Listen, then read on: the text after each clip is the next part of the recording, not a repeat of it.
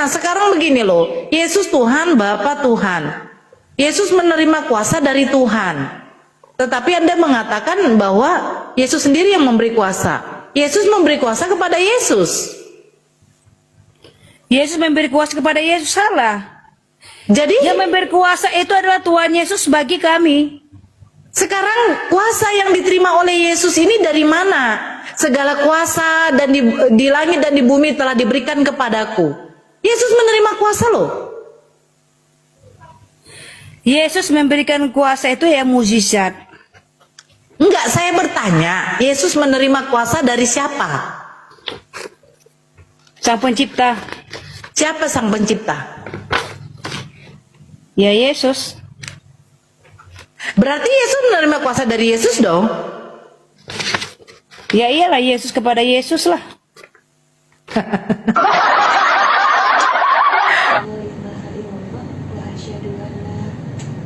Muhammad dari hati ya, dari hati coba.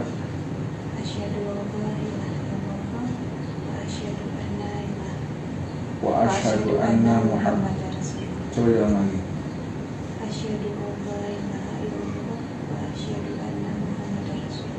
Aku bersaksi bahwa sesungguhnya tiada Tuhan yang berhak untuk disembah kecuali Allah, dan aku bersaksi bahwa sesungguhnya Muhammad itu utusan Allah.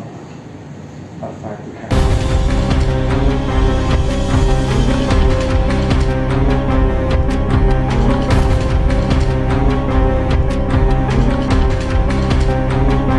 Assalamualaikum warahmatullahi wabarakatuh. Sahabat beriman, berjumpa kembali di Bintang Mu'alaf Channel. Mudah-mudahan kita semua selalu sehat walafiat di dalam lindungan Allah Subhanahu wa ta'ala. Salam satu Tuhan, Allahu Akbar. Sahabat, kesempatan kali ini kita akan tampilkan sebuah perdebatan seru, perdebatan yang sangat bermakna antara seorang mu'alaf versus seorang pendeta wanita yang membahas tentang ketuhanan Yesus. Benarkah Yesus itu Tuhan?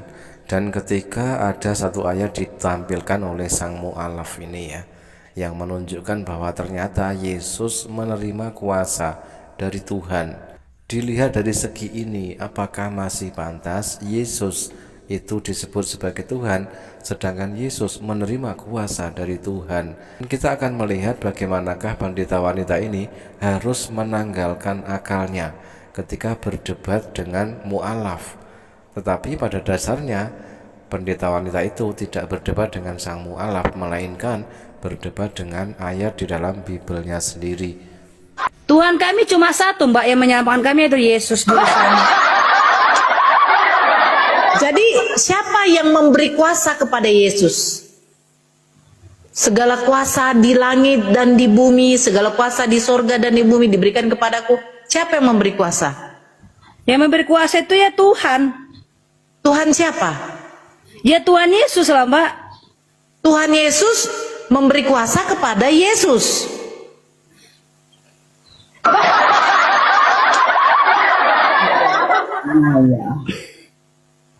Gini aja lah, Mbak.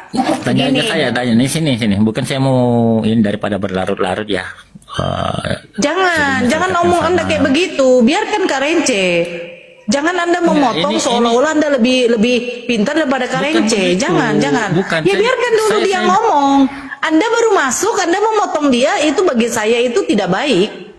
Jangan begitu dong. Itu salah. Ya udah. Cuman ya biarkan aja dia ngomong dulu, Kak Bang Melki. Nanti kalau sudah dia bilang, ayo saudara seiman saya, kalau ada yang mau menambahkan membantu nggak apa-apa. Nah sekarang begini loh, Yesus Tuhan, Bapa Tuhan. Yesus menerima kuasa dari Tuhan. Tetapi Anda mengatakan bahwa Yesus sendiri yang memberi kuasa. Yesus memberi kuasa kepada Yesus. Yesus memberi kuasa kepada Yesus, salah. Jadi Yang memberi kuasa itu adalah Tuhan Yesus bagi kami. sekarang kuasa yang diterima oleh Yesus ini dari mana? Segala kuasa dan di langit dan di bumi telah diberikan kepadaku. Yesus menerima kuasa loh. Yesus memberikan kuasa itu ya mujizat. Enggak, saya bertanya, Yesus menerima kuasa dari siapa? Sang pencipta. Siapa sang pencipta? Ya Yesus. Berarti Yesus menerima kuasa dari Yesus dong?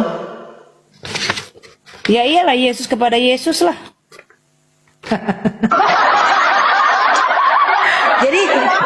Jadi ini ada dua Yesus ya? Ada dua Yesus ya?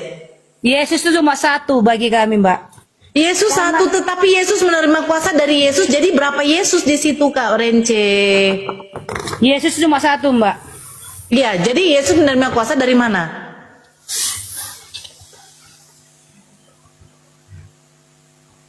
Dari Allah. Allah ini siapa? Bukan Yesus. Yesus. Berarti Yesus menerima kuasa dari Yesus dong? Iya, seperti itulah. Terbukti di sini pendeta wanita yang bernama Rence itu ya sangat tidak level ketika berdebat dengan mualaf Nora ya. Jadi pesannya itu pendeta dan semua umat Kristen pada umumnya, berdebatlah dengan ayat di dalam Bible Anda sendiri sebelum Anda berdebat dengan mualaf. Ayatnya sangat jelas di dalam Markus 28 nomor 18. Yesus mendekati mereka dan berkata, "Kepadaku telah diberikan segala kuasa di surga dan di bumi." Kata-kata "kepadaku" itu adalah pengakuan Yesus. Yesus mengaku telah diberikan segala kuasa di surga dan di bumi. Nah, pertanyaannya satu dari mualaf Nora, siapa yang memberi kuasa kepada Yesus? Hanya dengan satu pertanyaan simpel, sederhana itu, tetapi membuat pendeta pusing 7 keliling. Dia harus menanggalkan akalnya untuk menjawab, ternyata Yesus itu menerima kuasa dari Allah. Selesai, tidak perlu muter-muter ke sana kemari, yang mana justru itu mempertontonkan kebodohannya. Maka pantas sajalah kalau ada pendeta bingung seperti itu, pasti jemaatnya bakalan linglung. Dan ujung-ujungnya apa? Mereka akan kritis dan logis sehingga mereka bersyahadat masuk Islam.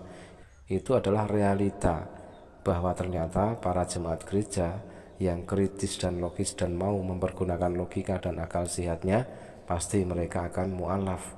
Oke, kembali ke Markus 28 nomor 18. Yesus mendekati mereka dan berkata, "Kepadaku telah diberikan segala kuasa di surga dan di bumi." Markus 28 nomor 18. Nah, jika Yesus telah diberi kuasa penuh di surga dan di bumi oleh Tuhannya, tentu menjadi pertanyaan, Tuhan mana lagi yang memberikan kuasa kepada Yesus? Sementara dia itu juga dianggap Tuhan oleh umat Kristen. Jadi, jika benar Yesus mendapat kuasa dari Tuhan, jelas berarti Yesus bukan Tuhan.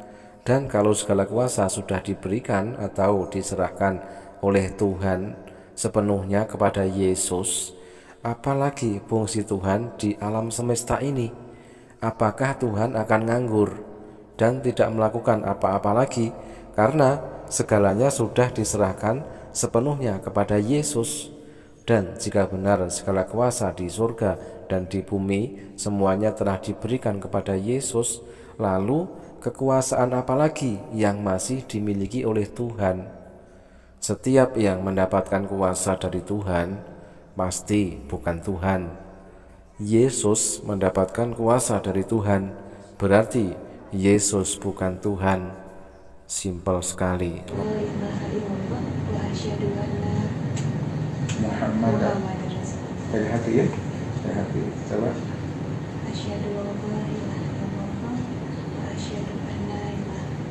Wa asyhadu anna Muhammad. Coba ulang lagi.